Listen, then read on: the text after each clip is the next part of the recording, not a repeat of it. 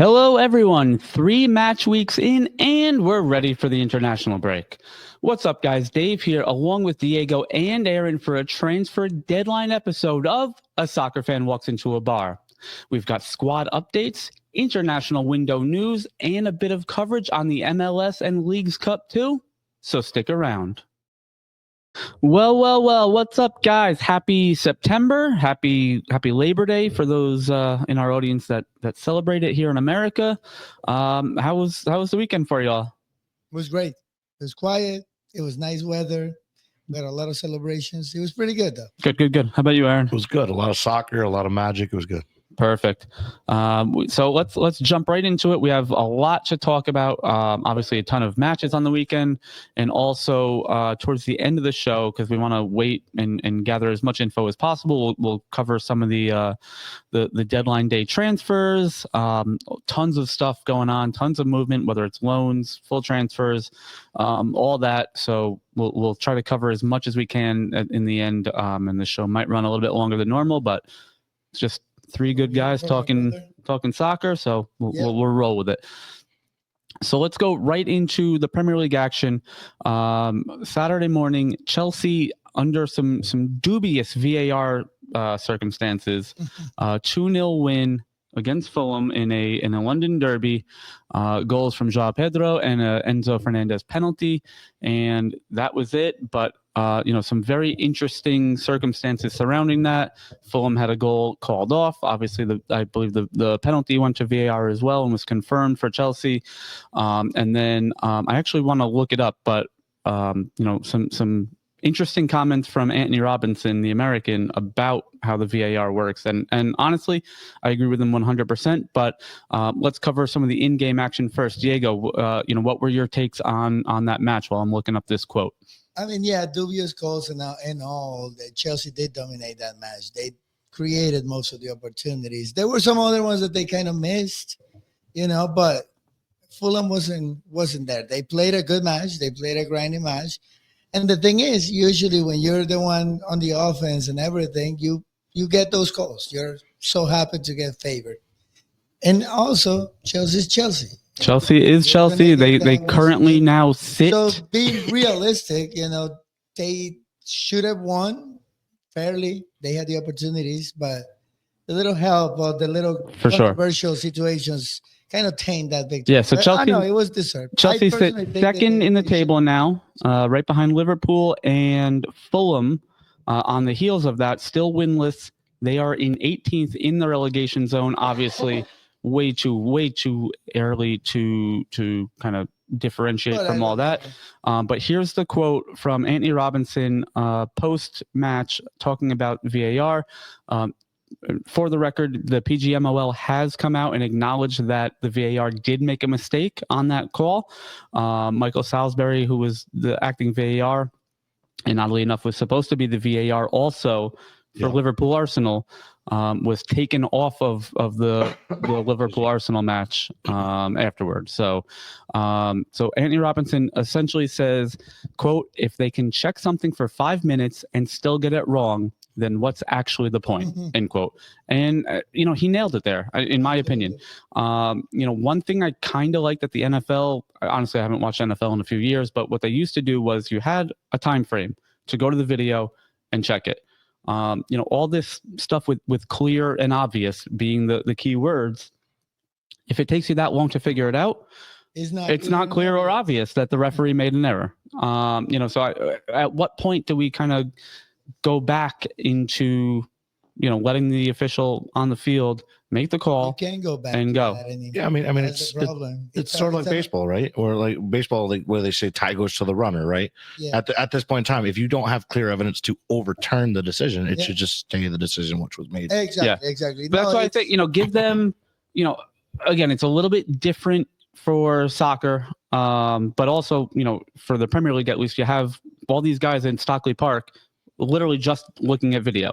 No. You want to get crazy? But give them 30 seconds, give them 60 seconds, and that's it. If you can't come up with a decision by then, the call stands. We go like the NBA style, because that's actually the type of replay checking that will be more efficient to anything. It will be a challenge. Mm-hmm. you get certain amount of calls, or maybe even the FIFA gets just only certain amount of revisions per se for a call. From you're talking like from a manager, you can No, throw a flag managers, or whatever. Maybe the FIFA itself, maybe they have a person somewhere that is getting that feed live, But that's what VAR is. They're getting the feed live. You only get so many. You don't just do it every single play and for whatever questioning things. But it's not decided by the referees. Decided by somebody else. I like the coaches to be the people. You get the coaches can get challenges, but like in football, right? Any play within the last 2 minutes is reviewable. Because I think that becomes a bit problematic for soccer, at least, just because of stoppage time and all that. But I'm fine with every goal. Yeah. Can be reviewed, and I think they do. Whether it's a quick look, sometimes they don't even talk to the referee. They just kind of give I'm saying give a thumbs up, but they probably say something in his ear like, "Hey, no, good to go." But you have the fourth official right there. Why not? Yeah, give the managers a flag or a way to in a certain time frame contest to the fourth official. And they're all in contact via the headset. So let them talk to the official and the VAR. Yeah, because the VAR is not going to go away. You can't close. No, for the record, I'm not saying it should go away. So we're I think you get to Jedi Robinson's point here. Like, it took 5 minutes. You looked at it. You still got it wrong. Why just get it wrong in 30 seconds then? At least then we can be on our way. Yeah. Well, and there is not really rules for the VAR commissioners or the people who checks that. There is no guidelines specific, clear. No, as far as I know, there is. I mean, I don't know what those guidelines are, but I would assume there are protocols and guides and for all these instances that the PGMOL is teaching the referees, and that's why you have people that are devoted VARs and not necessarily on the field, or not on the field as often as an official or an AR. So, I don't know. It's mind-boggling to me that the world's richest league cannot figure this out from a technological standpoint. Like, just I hate to use these terms, but just throw more money at the problem. Figure something out. Like this, it's ridiculous that you have all this money. Whether it's, the player salaries or, I hate to go down the gambling side, but all this money that's pouring in and out of the league via gambling, via marketing, via TV contracts, and the product is not as good as it can be because of these shortcomings. Yeah, they have the money to spend on it. Oh, just go ahead and do it. It's ridiculous that, all this great stuff, transfer deadline day, some great upsets, some great results, some huge matches. Liverpool, Arsenal, one of them. And what do we open the show with is VAR talk. It's obviously we did that chronologically. Chelsea was the early game on Saturday as well. But the fact that we're taking this much time out of our show to talk VAR when there's so much other news going on is incredible. To their only defense is that you're seeing it not just in soccer, but you're also seeing it in other sports where they're trying to tweak things, whether it's with more technology, with more ways to view the field, right? Because you had baseball and spring training trying to test out, right, pitchers being able to challenge calls. Yep. You have in football goal line technology now being so precise that they can basically tell whether a football was inches away or anything like that. So essentially, like, I understand where they're coming from, but the problem is they need to smooth it out. I agree. They've been around long enough that now you got to smooth that. But for the most part, MLS gets it pretty good. Yeah.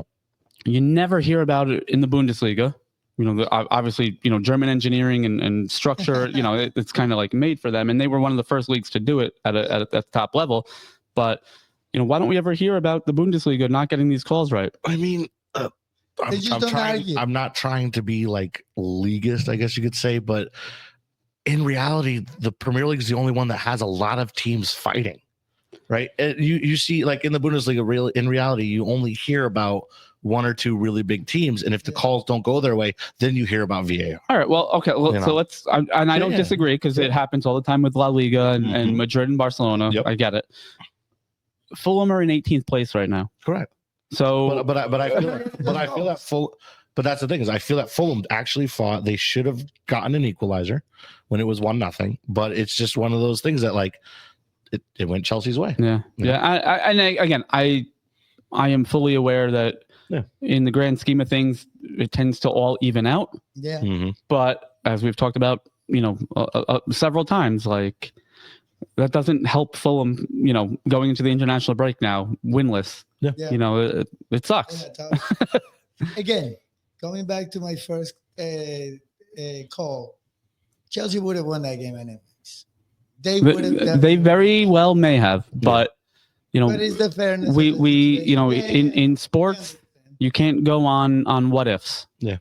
It's not played on paper. Right. Yeah. All What right. happened was that- Anyway, let's Big example. Our next game. a big example our next game. Red hot Tottenham on the heels of a huge win against Man City in Manchester. Right, that game was in facing Bournemouth. A 5th-minute goal from Evan Nielsen and a comprehensive victory for the Cherries, even though it was only a 1-0 final. Should have been And 5. it should have been 3 or 4 at halftime, to be honest. Yeah. And we talked about it with Brighton on the weekend too. These are the things that scare me about Bournemouth and Brighton and these mid-table teams that don't have the transfer fees to go after a $90 million forward. Yeah. You're not going to get the goals that you are in You the should positions get. to be getting, and does it come back to bite you? But again, comprehensive victory from Bournemouth, incredibly defensive structure. So even though they conceded 62% possession, I believe Tottenham's first shot on target was in the 70th minute. Second half. 70th minute, yeah. So and they only conceded 5 shots total, 1 on target. It was an absolute incredible match from Tyler Adams, who by most pundits and fans was man of the match, but True Fair played incredibly well. Sinisi played well. Smith played well. And Petrovic, the goalkeeper, he did what he needed to do. There were a couple of times he needed to get involved. He did what he had to. No, it was a really, really good team effort. Absolutely. Yeah, Tavernier had a lot of chances that he could have put the ball away. Tavs did, and so did it's escaping me now. The guy that was Semenyo had some good chances. Kluivert late in the game had a couple chances. But again, they got the goal, they got the points. That was the first goal conceded by Tottenham this year. And Bournemouth, again, very early, but they sit in 7th place, level with Arsenal, Tottenham, Everton, and Sunderland. So they're within striking distance of Champions League. All right. And we talked about this, Diego and I, at length. My biggest concern for Bournemouth was getting off to even a decent start, because they have so many new bodies, so many new outlooks on this squad. 3 of your back 4 are brand new, as is your goalkeeper. And for them to almost completely just keep on going as they were last year. And don't forget, they were level with Liverpool 2-2 in the 87th minute. Yeah. This could easily be 7 points for them.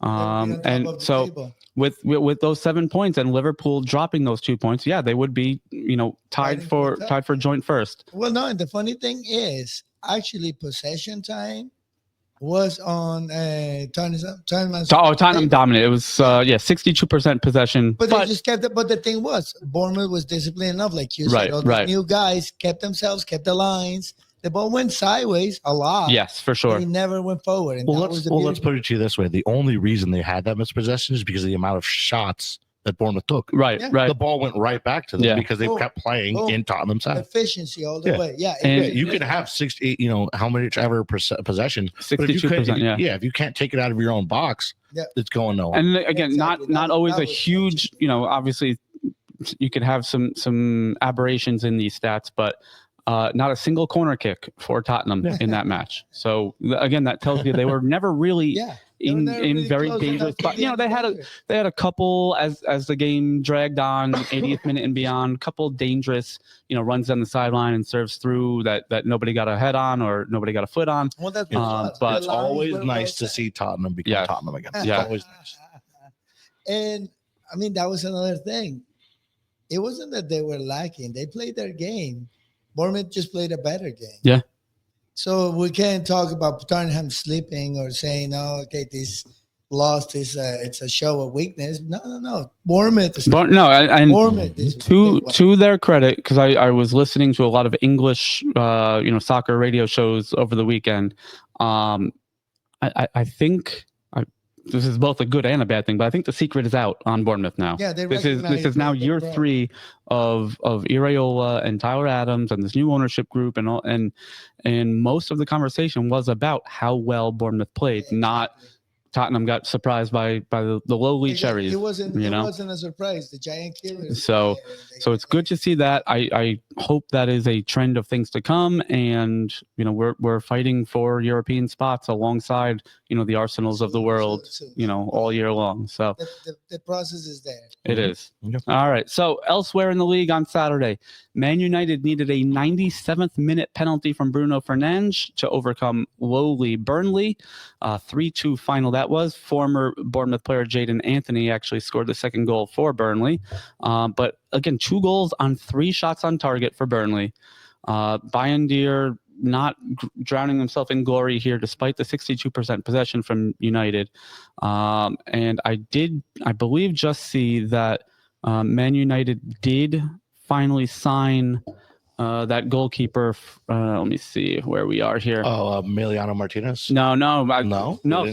So Emi Martinez was not even in the 18 for Villa over the weekend, under some speculation of that transfer, but I believe that deal fell through. And let's see if I can find that. Let me just look real quick. Nothing that Manu does right now is going to help that dumpster. I'm sorry, I don't want to be from that, but that's just tough. Yeah, you got to feel for our Australian friend True, who's True's going through it right now. Yes. So what I'm seeing is Sene Lamens, and my apologies if I'm mispronouncing that. He is moving from Royal Antwerp in the Belgian league to Man United for an 18.2 million. Is that pounds or euros? Pound transfer, approximately 21 million euros. So we'll see. I was talking with a Man United fan, a buddy of mine, and we were joking like we should have just kept De Gea. And again, hindsight obviously is always 2020, but I don't think anyone anticipated how poor the goalkeeping transfers would be for United since De Gea. Onana has been a bust. Bayindir has been a bust. I am still hearing that perhaps Donnarumma is in the cards, but it looks like Man City might be hijacking that transfer.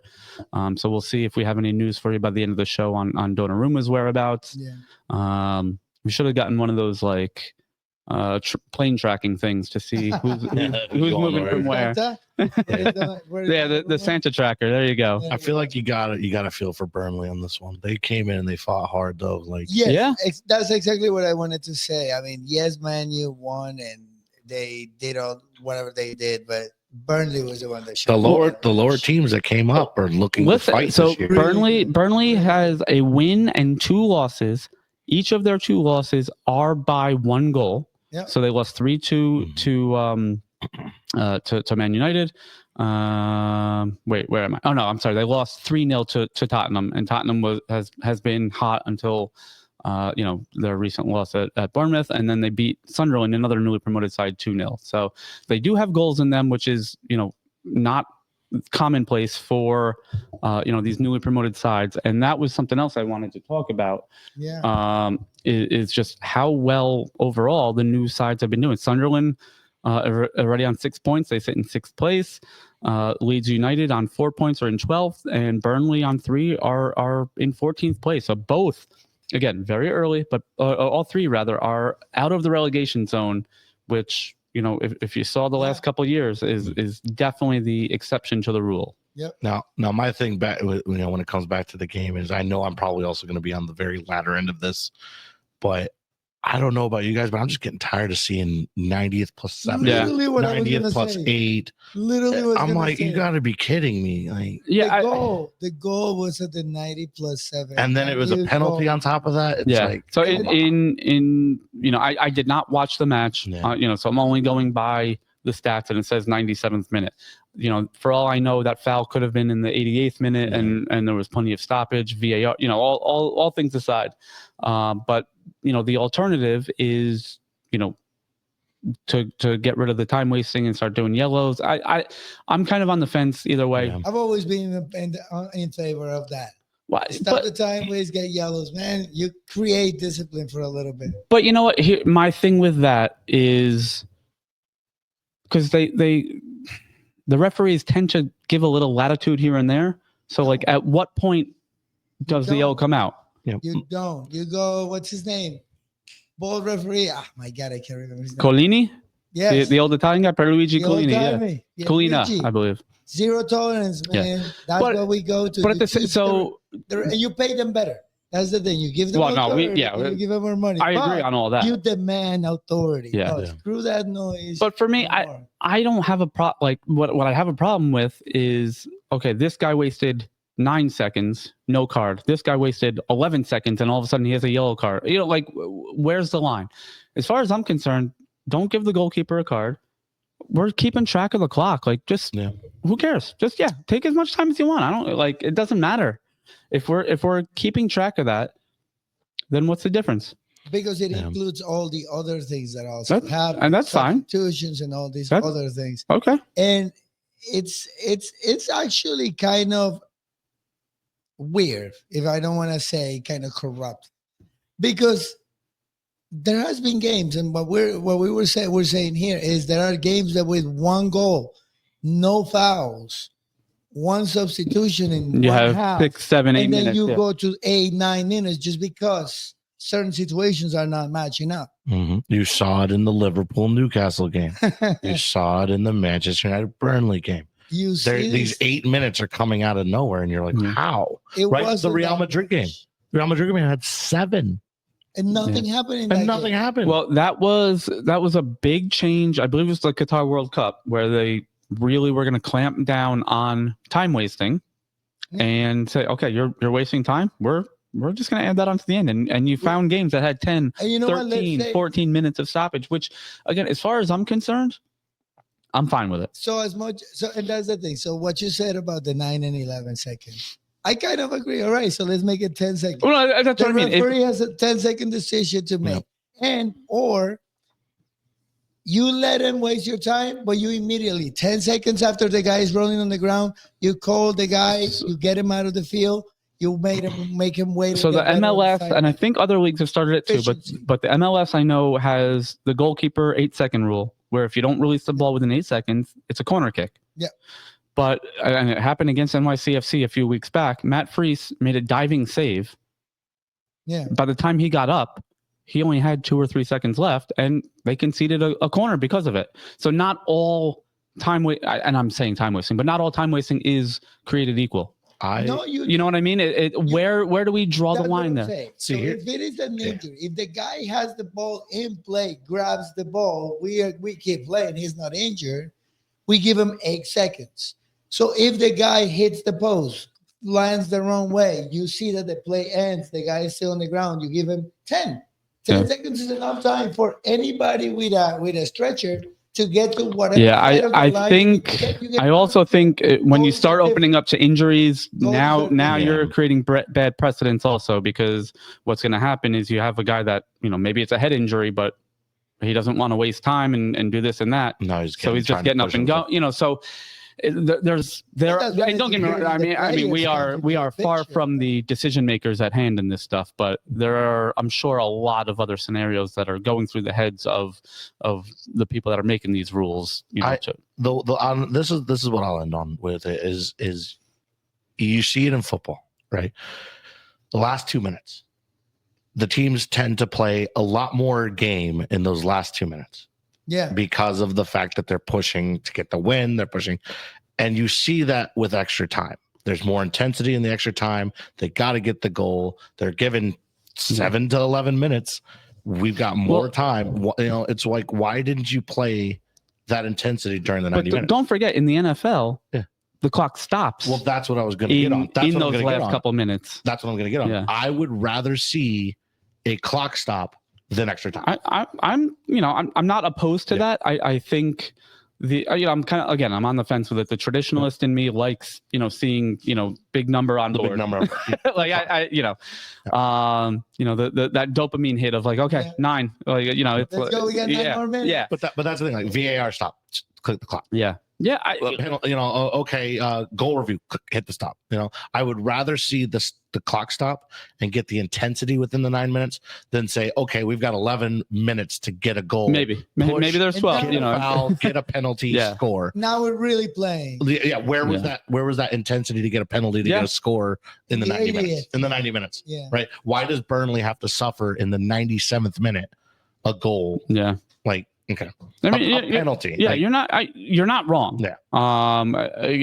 Like I said, these decisions are made well above our pay grade. But FIFA, PGMOL, if you want my opinion, give me a call. cdnewberg@gmail.com. Just reach out. All right. Elsewhere, Sunday morning, Brighton hosting Man City on the heels of losing to Tottenham. They went ahead early through an Erling Haaland goal and a James Milner penalty against his former club. But yes, you heard that right. James Milner, his first goal, I believe it was in 5.5 years. He is now, I have some funny stats on that, but, and then a Brian Gruda goal in the 89th minute, also from Brighton, gives them all 3 points, and things are really looking good for Brighton now going into that international break. They sit 11th, and honestly, that draw that they had against Fulham could have been an easy win. They gave up a late goal to but it was Munoz that scored for Fulham late there in the opener. So they've got things going for them, and again, very early, but this table is just jammed in the middle. You have, let's see, between 3rd and 16th is a 1 match, 3-point gap. Yeah. So again, super early in the season. Well, but I mean, think about this too. You only have 3. This has been 3 games, right? You only have 3 teams currently without a loss. Yeah. Yeah. Last season we had like 6, 7, 8 teams without a loss. It was literally a clearly defined table. And actually, before we keep talking, shout out to everybody that came in that morning. Yes, thank you so much. That was awesome. We had a great time. We'll see you guys next game. And let's go back to talking. There we go. So here are some fun James Milner stats after his goal. James Milner is now the 2nd youngest goal scorer at 16 years and 356 days, and the 2nd oldest goal scorer at 39 years and 239 days in the Premier League era. Now talk about a cycle, man. Yeah, and here's there's one other one that I found. From the cradle to the grave. James Milner has now scored a Premier League goal against goalkeepers born in the 1960s, 70s, 80s, 90s, and 2000s. Oh, wow. Timeless age. So it's just, and it's funny. I've never been a huge James Milner fan, but it's like one of these guys. As they get older, you kind of find yourself rooting for. if he listens in, we are not making fun of the age. We are actually impressed. You know what? I think as I ran on the weekend at 39 years old, I am certainly envious of his fitness level and his ability on the field at this point in his career.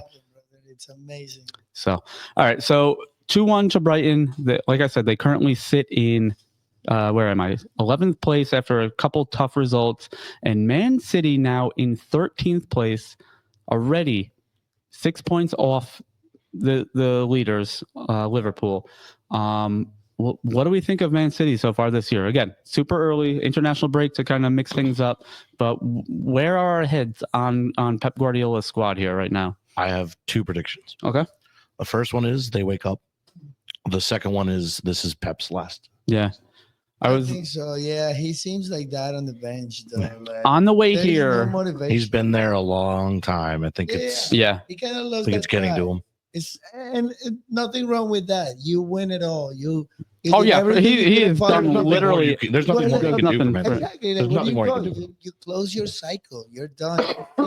Yeah. Bad result, good result, fouls, controversial calls, anything that happened in that game. He was just like, Yeah, I was sure. listening to, I believe it was Tony Meola on the way here today, guys, and he nailed it. He said, I don't think it was Meola, and I want to say Keith Costigan.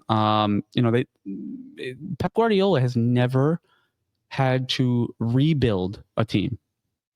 Partially because of just dumb luck, but also, the stints that he's had as manager, has only been 3, 4, 5 years. So now, it does go back to kind of the aura of like a Sir Alex Ferguson, who did have to rebuild that United squad multiple times over. Yeah.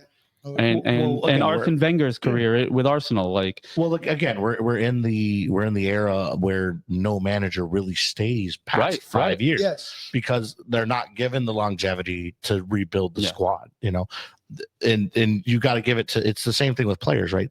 You don't see players that are as, I don't know, loyal anymore, but that's understandable, right? Because there's always bigger, better things to move on to. But to your point, that loyalty is a two-way street as well. I mean, look at everything that Kevin De Bruyne has done for Man City. Yep. And again, I don't know what the details were, but if they're not going to renew his contract at a rate that he feels he's worth, all right, well, I'm going to go to Napoli. Yep. You look at Jack Grealish. Yeah. They brought him in for $100 million. Mm-hmm. And I mean, he had a great year. Was that 2 years ago? He was pivotal, for the treble. But he's surplus to requirements, and they loaned him out to Everton. Yep. Gone are the times of yearly managers and the loyal player that stays. It's just so for Guardiola to still be there doing the thing. Yeah, it's about time. He's gonna move on to another team, maybe somewhere small. Maybe I think it's gonna be like his like half right into the sunset, half the next chapter. What league hasn't he done in? I tell you where he hasn't done is NYCFC in the MLS, part of City Football Group. Dude, just gonna put that out there. Oh, that would be crazy, man.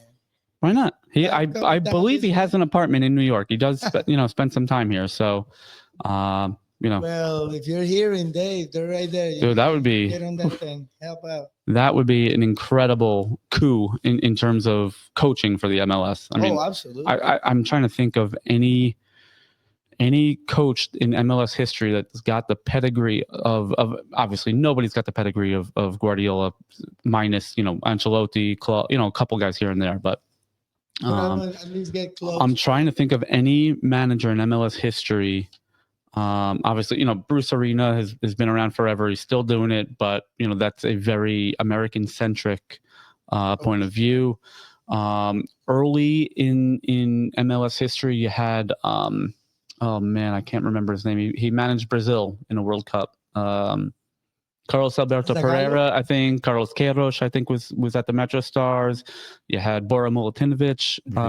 Patrick Vieira, I think, coach. Patrick Vieira. But, as far as a manager, he was great with NYCFC. Yeah. He flamed out at Nice. Mm-hmm. He flamed out at Crystal Palace.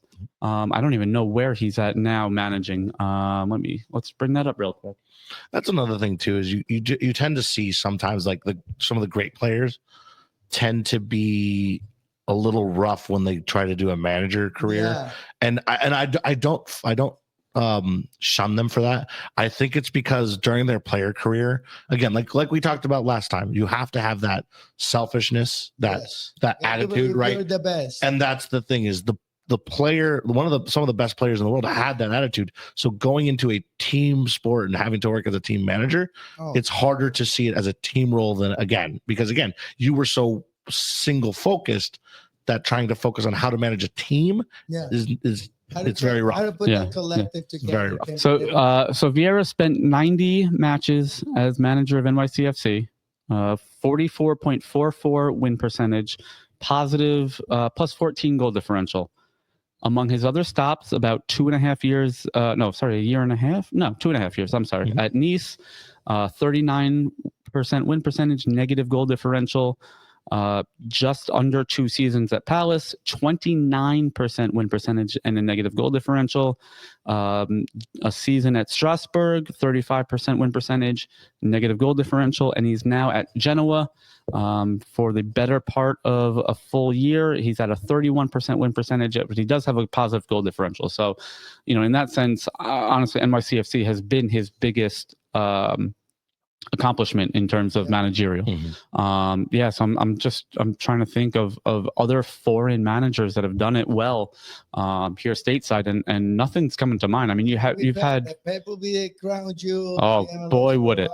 And he might change the philosophy of it. He might. Well, that's the thing. He's already got that City Football Group.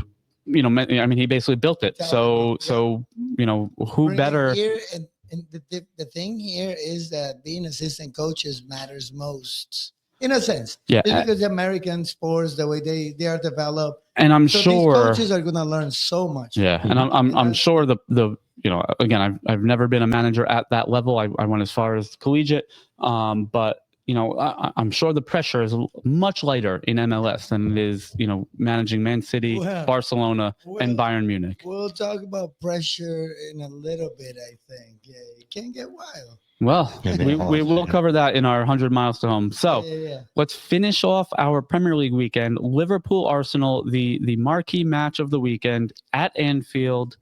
But I, truth be told, I did not watch the game. I was listening on the radio while doing my long run. By most accounts, it was a pretty cagey, one could say almost boring match. But for one, Dominic Szoboszlai, banger of a free kick, an absolute worldie. One of only 4 shots on target between both sides. And Liverpool comes out with a 1-0 victory against perhaps their biggest rival this year and last year. They finished 1-2 last year in the table. They, by most accounts, figure to do that again, unless maybe a Chelsea has something to say about that. But Diego, Liverpool 1, Arsenal 0. Overall thoughts. We'll get to the Gunner next. It was a good match. There is no fault on that result. I mean, it was an independent play. It just happened to be a beautiful goal, but the game itself was even. It was exciting. They created the things, and it wasn't a game for everybody. It was a very midfield-oriented game. Everybody was putting traps on their best players. They know each other, like you guys said, extremely well. They're basically each other's nemesis by now. So Salah was taken out of the game. Gyökeres was taken out of the game. The position where he likes to be in was completely. I don't think I heard Gab Martinelli's name at all. No, it was a very, very, very tactical game. There is complaints. Aaron was talking about it. No, Aaron wasn't complaining, but Aaron was telling me that there were complaints about the philosophy of the Arsenal trying to play for a tie. It was just complicated. It was just a super complicated game. Things happen. There is injuries. There is all kinds of crazy things happening for Arsenal right now. So the fact that they lost hurts like hell, especially because it's against Liverpool and everything. But it really didn't mean anything, though. It was just painful. Shit happens in soccer. Yep. Sometimes that's what it takes for somebody to win. Yeah, an incredible play. That was nothing. And you're right. That is one of the cool things about some of these cagey, final-esque matches where what breaks a match the teams are paired up so well that it is just one moment of brilliance that makes a difference. And obviously we can't predict the future, but if Liverpool, happens to win the title by 2, 3, 4 points, then this might be one of those matches that they look back on and say, hey, you know what? Those are the moments that make a champion a champion. Yeah. And if Arsenal slip up, or are second place by a couple of points, you look back and say, you know what? That was the game that if we were a champion caliber team, that's the one that we get. Yeah. Not the unfortunate 1-0 loss, which again, it is unfortunate. It was a well battled match, but doesn't matter. That's the beauty of sport is someone's going to come out on top. Yeah, no, they gave it their all. Like I don't want to sound poetic, but they gave everything they had. I mean, it was even tough. There were fouls. They went down for it. Yeah. It was a great match. From what I was only listening, but it sounded to be mostly pretty well officiated as well. Yeah. No, The fouls were fouls. They had to, they went down to the ground for it. Some collisions, some things that was no wasting time. Yeah.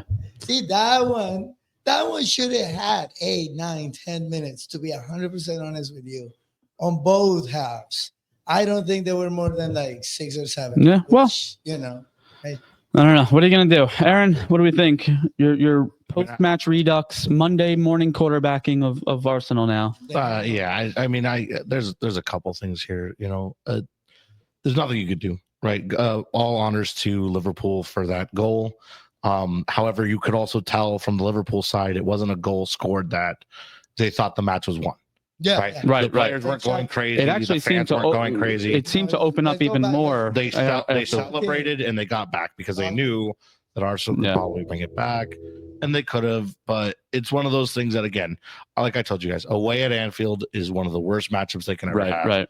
The Anfield crowd, the atmosphere is literally a 12th player, and it just throws people off. Yeah. So all power to what Arsenal showed. My issues with the game. Saliba getting injured in the first 5 minutes. Yeah, that's got to be do we know, has there been any news on that yet? I have no idea, but these guys have to ease up on training or something. 7 injuries into the first 3 games. You got to be kidding me. Yeah. Every year I watch Arsenal, it's your star players. Yeah, I mean, do you think players are injured? Do you think it's an Arteta thing? I think so. I think I gotta say, I think they're always showing videos of training. They're always showing them going hard. Something's breaking. Ease it up. Something's breaking. When you're watching a team and they're more known for injuries, again, think about it. They've taken second place 3 years in a row, and they've probably had the most injuries 3 years in a row. So something's going on. So it looks like, as per ESPN's report, he in parentheses Saliba twisted his ankle during the warm-up. Arteta told reporters he came in and believed he could carry on, but from the first 2 actions you could see he couldn't cope, so we took him out. So with his replacement, Mascara did very well. Mascara did incredible by all accounts. Again, they're showing that they learned from last year. They need depth, but the problem is you're hitting your depth in the 3rd game. Yeah. Where's the depth to the depth? Well, I will say so. On the good front of that, you have the international break now. Mm-hmm. Odegaard came on, so his shoulder injury was not as, it seemed mostly precautionary, to be honest. And you hope that it's all kind of even out, and you're knocking all this out in the beginning of the season. But who knows? And then the last thing I want to bring up is we fall back on the loyalty. You're hitting your 5 years. Like you said, Martinelli was not talked about.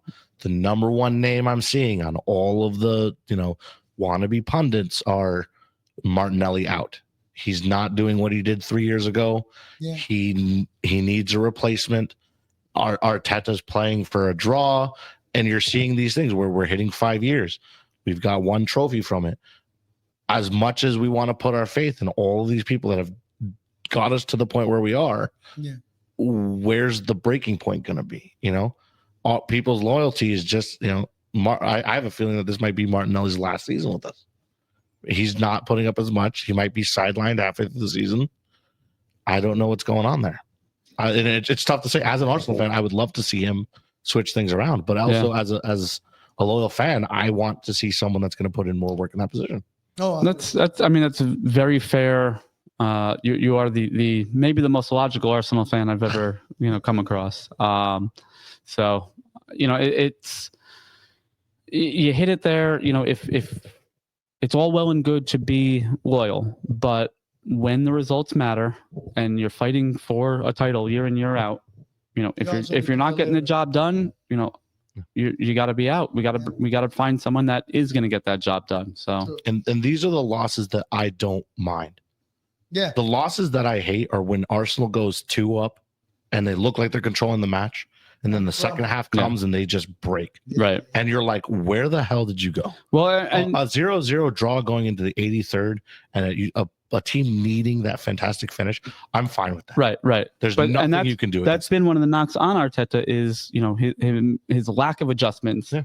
at halftime, to your point of we're up early and then we kind of let the other team back in the match. Correct. That's been one of the knocks on Arteta's Absolutely. style of coaching the last few years. So, In the all right. first 3 matches, we haven't seen that. I do have to say that. Yeah. Oh, yeah. Now, No, for the record, we should put a giant disclaimer across the screen here. Yeah.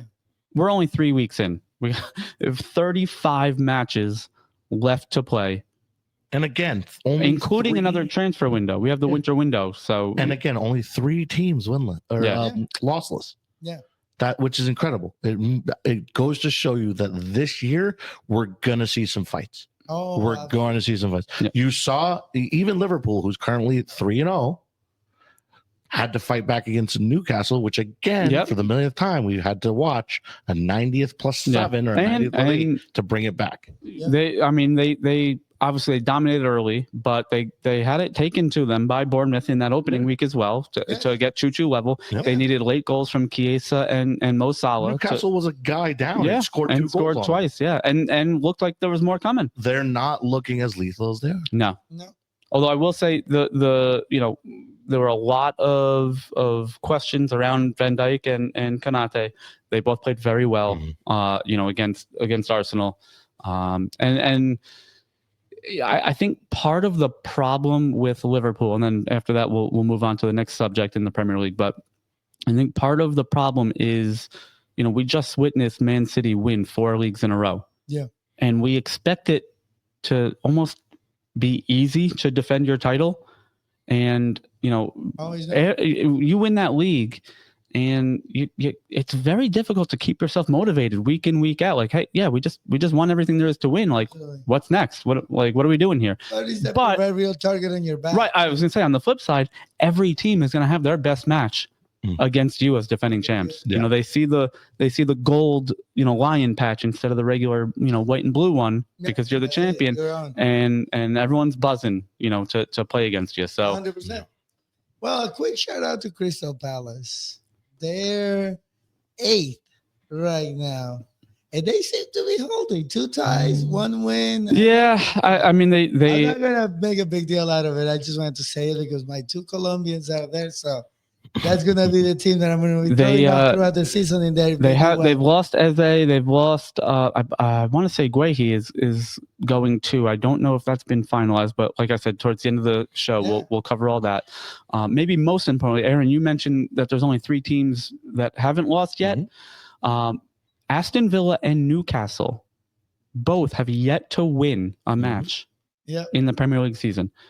So, Newcastle has been tons of turmoil, between the Alexander Isak saga and just a lack of incoming transfers when you'd expect a recently perennial European power to be competing, and they just can't get anyone across the finish line. And Newcastle is 2 draws and a loss, negative goal differential. I think this is where we fall on the fact that it's only been 3 games. Yeah. Because Newcastle took it to Liverpool. Oh, yeah.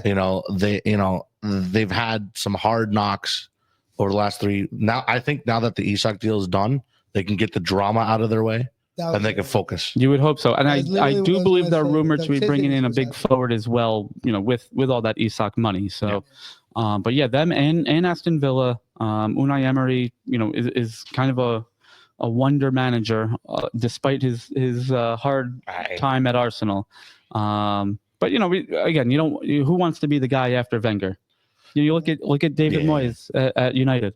Yeah. He's done incredibly well now. I mean, don't get me wrong. I liked Emery. I just felt that some of the squads he put up, but again, that was also still reeling from money issues, right. Some of the squads he put up just were not. Yeah.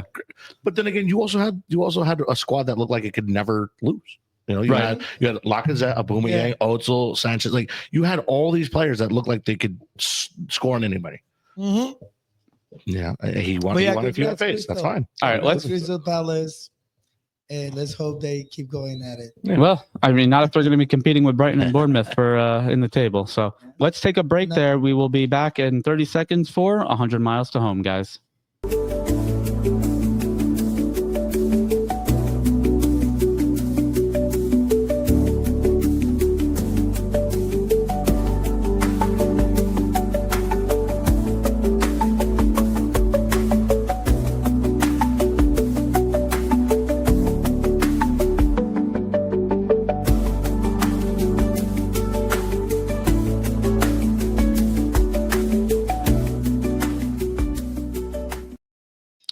welcome back to a soccer fan walks into a bar. We got Diego. I say virtually, but he's literally right next to us. He's in the relegation He's zone. in the relegation zone. And Aaron and I are here. And speaking of relegation zone, we'll talk about the league with no relegation, MLS with 100 miles to home. It needs it. Some disappointing results here locally for both NYCFC and Red Bull.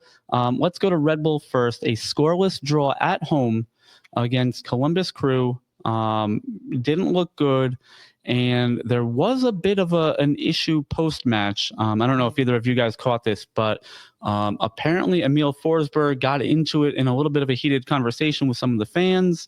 I don't know what was said and what was covered, but you see this fairly often in Europe with the quote unquote ultras and the fan supporter groups and all that, and you see it a lot in Italy when a team is not doing well. No, this is a heated match. That was the thing, though. I kind of watched a little bit of the match, and it was chippy. The players were talking to each other, then the fans got into it, and that was just a culmination of that whole mess happening. There were tons of fouls. They weren't just easy fouls. They were tough, like yellow worthy, and the referee was kind of like ignoring that situation. So, that's what happens sometimes when you let the players play too rough. And it just escalated. It went just crazy. And I mean, CONMEBOL soccer, though, I got nothing to say on the subject because I've seen this before. But yeah, it was rough. It was a rough match.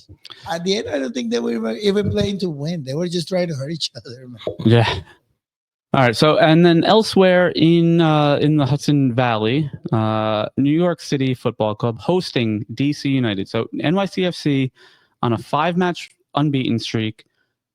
Home against DC United, who I believe has not won in 11 matches across all competitions.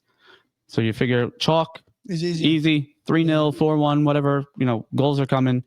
A Justin Hack goal for NYCFC in the 19th minute, but they got pipped by Gabriel Pirani, 2 goals, 1 on each half, 43rd and 77th minute, the only 2 shots on target from DC United.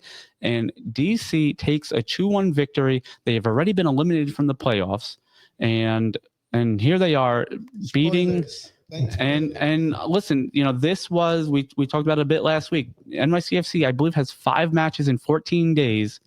This is one of the ones that you want to get those points. Yeah. And it did not work their way. So NYCFC and Red Bull now occupy the 8th and 9th spots. NYCFC obviously still has a couple matches in hand, but both teams seem to be kind of up in the air. Just when we thought NYCFC was making that push into the first round proper, let's say, of the playoffs. But if the season were to end today, NYCFC would host Red Bull in that play-in game, which, again, for a neutral, that would be an incredible, thing to see. As an NYCFC season ticket holder, I would like to not see that. But and then elsewhere, we had a Leagues Cup final. The Leagues Cup, for those of you that don't know, is a competition between all of the MLS and Liga MX teams, and this final was a full MLS affair. Seattle Sounders defeating Inter Miami 3-0, dominating. De Rosario scored in the first half, and then Roldan and Rothrock both in the second half in the final minutes of the match, actually the 84th and 89th. And Inter Miami, for all the pomp and circumstance, for all the attacking power they have, did not register a single shot on target. Dominated. It wasn't even a match, man. It was like Paris Saint-Germain. Huh? It's like, where's all the money going? I don't know, because it was like Paris Saint-Germain entered that final. Yeah. Literally was the same way, except they just missed a couple more shots. It was insanity. And then we would be remiss. It did get ugly post match. There were some there was a coming together of the teams in general, and then after that started to get broken up. A camera actually cut over to Luis Suarez and a member of the Seattle Sounders coaching staff. And typical Suarez fashion. Diego and I were talking earlier today. He said, it's Suarez again. I said, are you really surprised by this? So he I'm going to use the word allegedly, but it looks by and large no nothing to think about on this. Suarez allegedly spat at and on the Seattle Sounders coach. Listen, I know Hawk Tua went viral. Yeah. But he didn't have to do it. No, and it looks anymore. bad. I am extremely curious to see what kind of penalty is placed on him. Well, but here's the thing. So this is League's Cup. Do they just not the MLS. do they suspend him for the next 15 League's Cup matches? True. And as a result, is that really any punishment? Yeah. So I don't know how the suspensions would work in this case. Is it because it's a CONCACAF event? Is it any CONCACAF? So are we going to see any legal things? I mean, actually, like you that. make a very good point. I think the CONCACAF is going to get. Yeah, I don't know. To be honest, when it comes to that, I mean, like I said, CONMEBOL style soccer, right? And I'm not putting down my conference here. No, I love it. I love the play. Shit happens. Yeah. But when it comes to that, they get involved really quickly. And I think CONCACAF does the same because I've seen it with like Honduras and like the nations teams, the country teams. So I think CONCACAF is going to give them a sanction. But like you said, I think it's going to be just for their competitions and the tournament. Yeah. So I'm trying to find some news articles and really, again, the thing is, the only real question is whether he'll get suspended from MLS play. Because by and large, I mean, he's getting up there in years anyway. I would be surprised if he's there after this year. There's rumors that Inter Miami breaks up after this year. Yeah, well, I believe Messi renewed his contract, but it's funny that they're saying, exactly what I kind of said. One of these posts, they'll put a 10-game ban on him for League's Cup just to make a deal of it, but it doesn't matter because he's never going to play in League's Cup again. Yeah. So that would be where the rubber meets the road, so to speak. So maybe during the international break on our show where we don't have a ton to talk about, we can do a deeper dive on that and see. Hopefully, we'll have some news by then. But I want to see Seattle Inter Miami going forward. That's going to become sort of. It's going to be heavy. The next game is going to be very chippy. Yeah. Well, actually, the Seattle Sounders team was very level-headed. I'm not even going to lie to you. It was all aggression coming from Miami's side. Oh, of course. Most of the things were just grapples or trying to control people. That was just what was happening from Seattle's side. You have your star team not doing star things. Hold on. Don't look now. September 16th, Seattle at Inter Miami. Let's go. On the schedule. So that will be a good one to see where things are at. And again, if he's not suspended from MLS play, Suarez is right out there again. Yeah. So. Oh yeah, he's gonna get heavy. Cue the fireworks. I think either way, even if nothing happened post match, Miami getting essentially embarrassed in a cup final by Seattle, and then a quick rematch of it now 2 weeks later is going to make for some good television. So, I generally don't watch a ton of MLS games that, my local teams are not involved in, but I think I might tune in for that one. So, I mean, on the other hand, you do have to give it to Seattle. I mean, they're a team that you constantly hear over and over again every year. Oh, Schmetzer has done an incredible job managing this squad. Seattle is the first MLS team to the way that the pundits are coining it is to fill their trophy cabinet. So they've now won all 5 tournaments that are available to win an MLS team. Yeah. So that's the MLS Cup. That is the MLS Supporters Shield. Mm-hmm. That is the CONCACAF Champions League, now CONCACAF Champions Cup. That is the Leagues Cup and U.S. Open Cup. So they've won all 5 of them. They're the first MLS team to do that. And Schmetzer is, and he had an incredible quote. Let me see if I can find this real quick. Let me see. Schmetzer quote.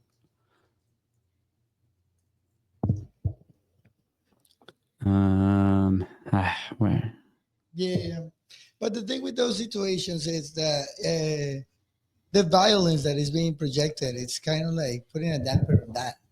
Again, we should be talking about Seattle. Yeah, I get that. That was a final. We Yeah. should have been talking about the fun Yeah. that they won a cup, and instead we're talking about Suarez spitting on someone. So here Yeah, you go. Here is That is- Brian Schmetzer, a Seattle native, talking about Paul Rothrock, who scored the third goal, and also a Seattle native. He says, I mean, Messi is arguably the best player the world has ever seen, but we have Paul Rothrock, and just kind of deadpan, in his cheeky way. And that was, just a great quote, I thought, to compare him to Messi. I mean, let's put Paul Rothrock in La Liga and see what happens. Oh no! Oh yeah. I'm sorry. But No, you've got to. Without a doubt, it's the comparison is It's nowhere cheeky. close. But It's just cheeky. Yeah. the fact that he You won. comes you can up with say that yeah. comment is just the ultimate in shithousery from a manager. Yeah. But who knows? Maybe that's how you need to market this side of the world now. Start boosting out these players. Listen, Controversy. just like they said, there's no such thing as bad press. It's got people talking about it. Yeah. Whether it's the Miami fans coming over or just the fandom in general seeing what MLS has to offer and seeing that sometimes it's good to see a guy like Messi struggling to show that no, this league is better than Yes. a lot of people led on to believe. Yes, but you also want the person struggling not to be in their late 30s. Well, Yeah. They want to be in their prime. Yeah. You want. Well, that's the thing. We need to until start we being get that able to get those opportunity, I wish. we'll take that. I'm just tired of hearing the retirement club. Yeah. That is you know. annoying, though. Like I'm sure like the French leagues, right? They hate the farmer aspect to it. Yeah, but The I mean, you MLS look. hates the retirement club. You know? So look at, because I'm going to use that exact example because it's not a bad point at Yeah. all. But Olivier Giroud Yeah. struggled mightily in LA. Mhm. He's lighting it up in Ligue 1 right now. True. So he's got to be what, 37, 38? Yep. And Well, you also have he went from a retirement league to a Big Five league in Europe, and he's doing better. correct, but you also have to remember the quality of players around him has also increased. Yeah, When you can get a ball placed to you in front of the goal, perfect. You're going to score. You're gonna score. I don't know. I mean, that's that discussion, but I Yeah. personally believe that we need to make sure, and I've talked to Dave about this a lot. I don't think we have talked too much about Yeah. this, but we gotta just make our people like our league. That's it. Like whatever happens in Spain happens in Spain. It's fine. Well, and In Europe, to in your England, point there, in Diego, yeah, Italy, like, like that's fine. We'll follow is- those teams. is But we college gotta start football loving as our good teams. as the NFL? No. Do people watch it? Do people go to the stadiums 100,000 people at a time? Yeah. I mean, we're local to them. Do people go to Renegades games all the time? Yeah. Is that is So that the here's- top quality? No. No. It's- So it's here's different. They show love for the team. Well, here's the thing. This is where I actually have talked about this before with a lot of players. A lot of people. When it comes to stuff like college football, AAA, single A, whatever it is, you have players that are putting it all on the line because they want to get to that point. They want to get to that NFL. And you see a little bit more from the players in college football than you would in the NFL. Because again, they're pushing to get that bag. They're pushing to get that spotlight. Yeah. And because of this, you tend to get a little bit more grit and a little bit more excitement from those games. than you do the Yeah, NFL game. I gotta be honest. I don't know if I like that take. I mean, that Mhm. might be true for a Suarez or a Jordi Alba or a Sergio Busquets, who's already done everything there is to do. Messi, basically, with a couple exceptions, has had to be pulled off the field and told he's not playing. He wants to be out there. But you look at these American guys or some of the younger South Americans that are coming through MLS. Yeah. We are the jumping pad, into the stratosphere. Look at, to use a Colombian, look at John Duran. Yeah. Played a little bit at Yeah. Chicago. Yeah. Found good form, played well, Absolutely. Yeah. parlayed that into a transfer to Aston Villa, did well there shortly. And again, whether you agree with his decision or not, Mhm. took that bag in Saudi Arabia, and here we are. Yeah. Yeah. You look at a Thiago Almada who came from South America into Atlanta. You look at at a guy like Joseph Martinez, who had a resurgence in his career. He couldn't cut it, at that time at Atalanta in Serie A. And he came back, to the Western Hemisphere, and he had a career in Atlanta, among other places, Absolutely. scoring goals. You look at, to go back even further, you look at it like a Clint Dempsey, who came through. I believe he started over at New England and then made a career of playing in England. Yeah. You know, you look at Brian McBride. You do also have to look at it the opposite way, though, because you had Carlos Vela, right? You also had him who came from Arsenal and the other Europeans down to MLS and then played a lot better on the MLS side than he did on this other side. Again, I like. There are two sides of the coin. Of course. I mean, you look at, you know, we've talked about it, about, you know, some of these Man U guys. You know, Anthony couldn't cut it, and he's doing incredible at Betis. You look at Scott McTominay, who was a Serie A Player of the Year last year, and he was let go by Man United in the 16th place team in the Premier League. I think that's just Man United. Well, no, but you see what I'm saying? There are some times where it's just wrong fit, wrong time, wrong team. You know, and all the strikers, all the great players that have played in all the leagues, Ibrahimovic, Yeah. perfect example. He always talks about how it is to play in each league. And that is a lot of the things with players. You can light it up in one just because it fits you. Because if you going from Italy to England, taking one of the league's examples, it's like going from day to night. Yeah.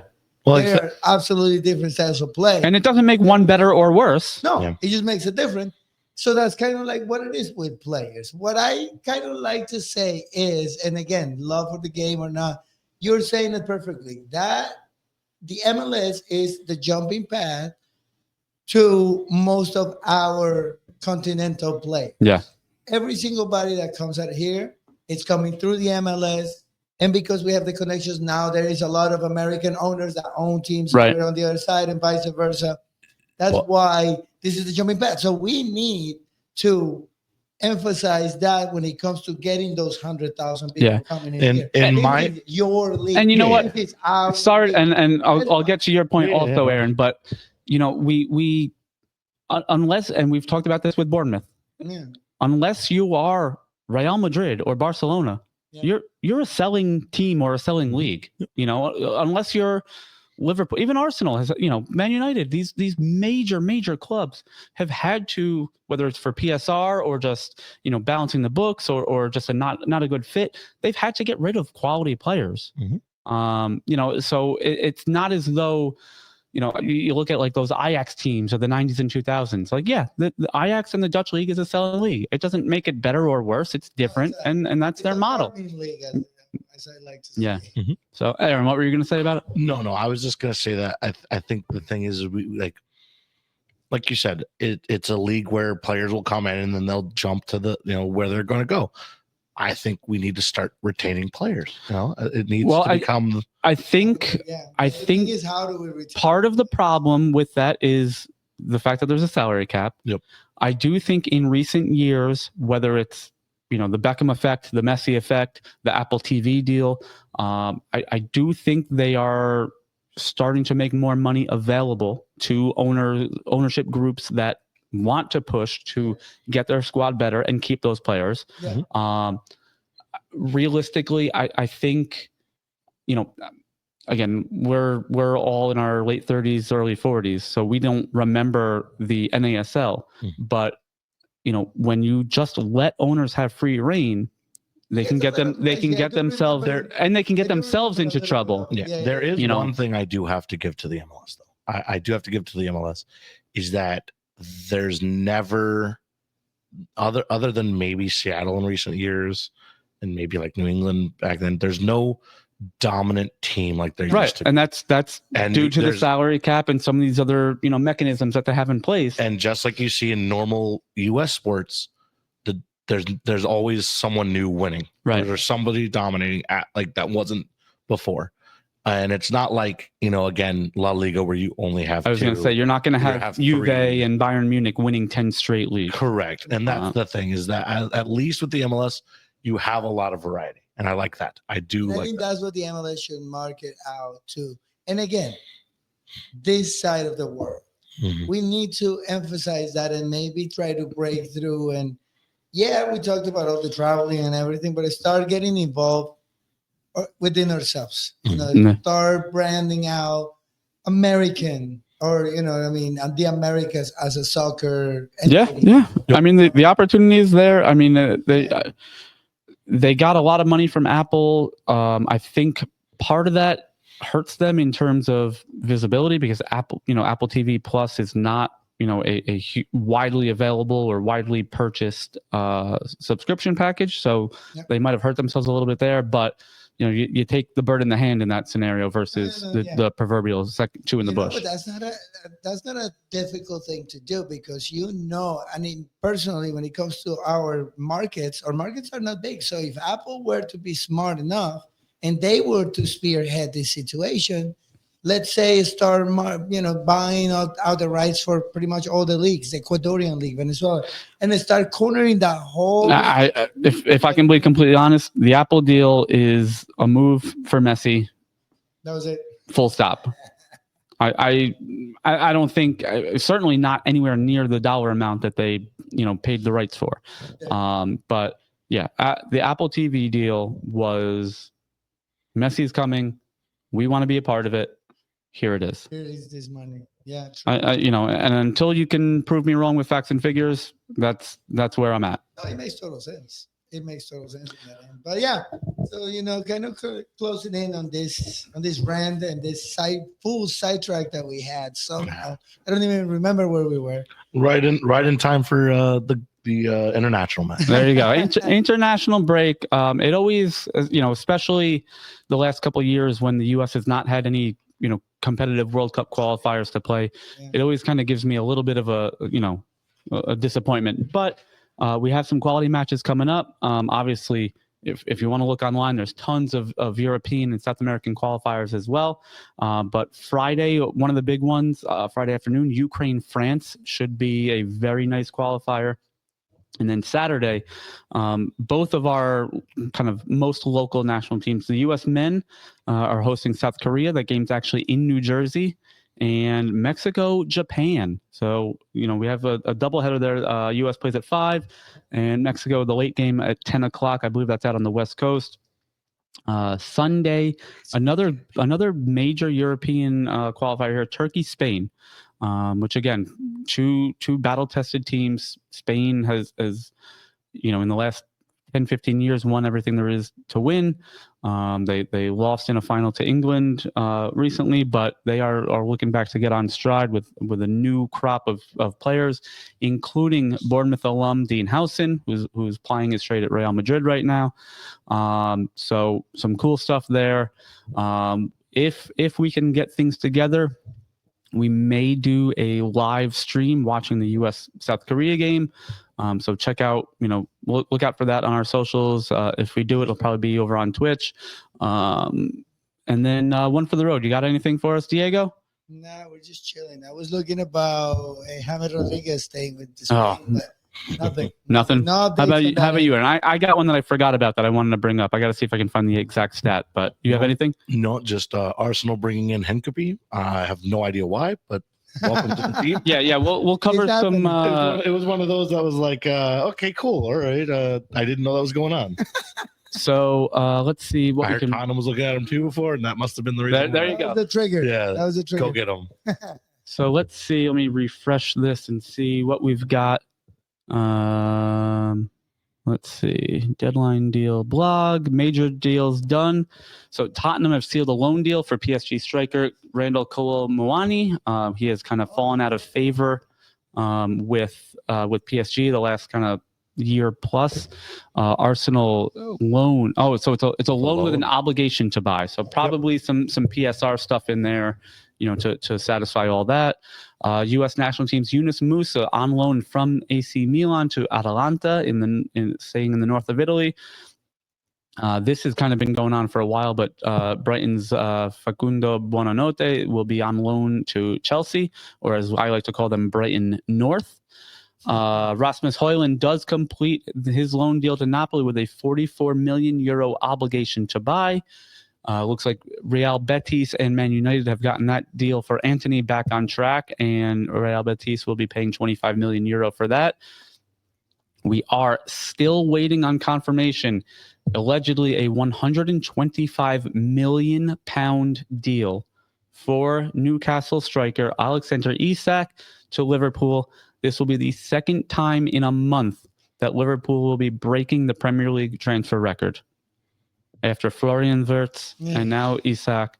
So all these Liverpool fans screaming that they won the net spending trophy the last few years, blown out of the water. They are just chilling right now. That's what happens when you win titles. Yeah. You get all that extra money coming, huh?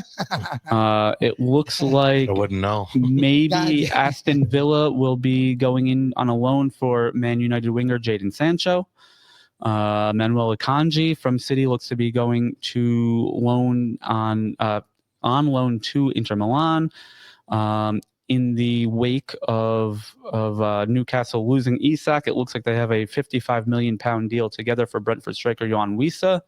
And Man City allegedly is in at €30 million for former PSG goalkeeper Gianluigi Donnarumma, which the whole Donnarumma thing is mind-boggling to me. He almost single-handedly, for the most of Champions League, put the team on his back. Got them that. Obviously, they had some great attacking finishing, attacking play as well.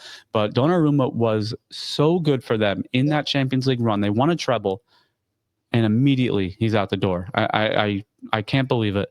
No, that is just. I wonder if that's one of those things where he played so well, he's asking for an amount they couldn't get him. Yeah, I mean, if anyone can afford it, it's PSG. But you're right. I do think part of the issue was, and that's why part of the reason why he didn't re-sign at Milan before he went to PSG is the wage package he was asking for was just not something that fit into the squad. But believes in himself. He knows his worth. Listen, I mean, he's done it all. Yeah. He's won. Well, he actually, I don't think he won a title at Milan, but he did incredibly well at PSG. He did well at Milan too. Oh no, he did well. I don't think he won. I don't think they won a title with him. But yeah, no. Right, lastly, my one for the road, a little bit humorous, on the heels of here it is, perfect. 3 ex-Man United managers sacked in 4 days. Oh. So, for those of you that haven't seen, Erik ten Hag was fired at Bayer Leverkusen. The quickest firing in Bundesliga history. Yep. After just 2 matches. So he joins Jose Mourinho, who we talked about on the weekend, fired from where was he? Fenerbahce. Mm-hmm. And Ole Gunnar Solskjaer was also just fired from Besiktas. Yeah. So 3 former managers in the last 4 days from Man United are all fired. What do we see any of them getting right back into management? Yeah, one of them is going back to Man U. You think Amorim is out next? I mean, that's what the article kind of alludes to here. I mean, the only one I think would be Mourinho. I mean, he's won other places. The other ones kind of have not. Their end of the deal. For my money, again, I'm not a Man U guy, but for my money, Solskjaer did a great job at United. I don't, it reminds me of the De Gea thing. Like, was he an like you said, he's a cult hero. For United, he scored the Champions League final goal against Bayern Munich. That beautiful volley coming from behind. That was heart wrenching. So to do all that and. It's incredible to see that. I could see Ten Hag going back to the Netherlands, and honestly, I could see Solskjaer going back to Norway, Sweden, and just Scandinavia. They also call it the United curse. Yeah, well, listen, at this point, it certainly is a curse. Is Van Nistelrooy next? I think he's still managing, isn't he? Yeah, but I mean. That's the other question: is who wants to touch that? Who wants that position? Who wants to go back in at United or you mean for United? the United? Yeah. Who wants to be get cursed again? Yeah, I mean, I think at this point they sack and then just put his assistant coach up. Well, and that's the other thing, who, and we've talked about it. You and I kind of talked about it hypothetically with Arteta. Who's even available? Who are you bringing in that's better than Amorim right now?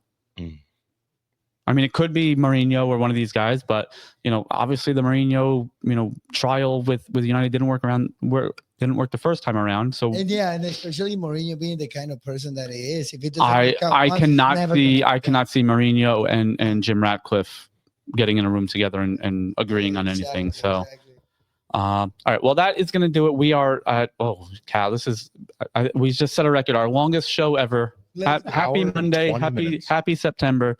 Thank you guys for listening. Make sure to like, follow, subscribe on YouTube. Throw us a follow on Twitch There you as go. well as we start to join in that that stratosphere of our live streaming careers. Over here again. You get us on Instagram, on Blue Sky, jump into the Discord. If you have any questions, send us an email, cdunewberg@gmail.com. And we will see you probably at some point Saturday, either for our morning show or maybe our first ever live commentary match for Yeah, USA South exciting Korea. stuff. All right. So cheers. Have a good week, guys. Happy Later, September. guys. If you have school-age children, good luck to them. They're this week, as many of the schools, at least here in New York, are starting up. So good luck to all that. Good luck to getting your routines back as the kids are out of the house now. And we'll see you soon, guys. Cheers.